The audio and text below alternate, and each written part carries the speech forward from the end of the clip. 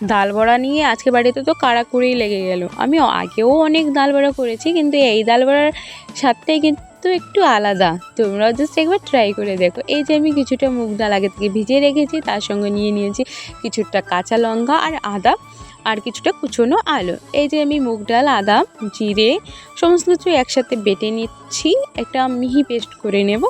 তারপর কিছুটা ডাল আমি বাটি নিই আর কিছুটা আগে থেকে বেটে নিয়েছি। তারপর দিয়ে দিয়েছি আগে থেকে কুচনো আলু, হলুদ গুঁড়ো, কালো জিরে বড়াতে প্রত্যেক বড়াতেই কালো জিরেটা দিই। কালো জিরেটা দিলে এটা আলাদাই সেন্ট আসে। কার কার কালো জিরে খেতে ভালো লাগে এটা কমেন্ট করে জানাবে। তারপর দিয়ে দিলাম ধনে গুঁড়ো, জিরে গুঁড়ো, তোমার যা যা ভালো লাগে সেগুলো দিতে পারো। তারপর সমস্ত কিছু উপকরণ আমি ভালো করে মিক্স করেছি।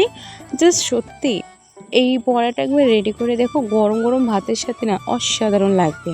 তারপরে যে তেলটা আমার বেশ গরম হয়ে গিয়েছে, তারপর গরম গরম তেলে বড়াটা দিয়ে দিচ্ছি আর হালকা আঁচে ভাজছি, কারণ একটু মোটা মোটাই দিয়েছি তো, বেশি জোর করলে বড়াটা পুড়ে যাবে আর ভিতরটা কাঁচাই থেকে যাবে।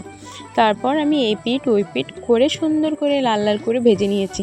আর জানো আমাদের মাসে 2টো একাদশী থাকে, তো একদিন 2 দিন তো উপোসী আর 3 দিন আমাদের নিরামিষে থাকে।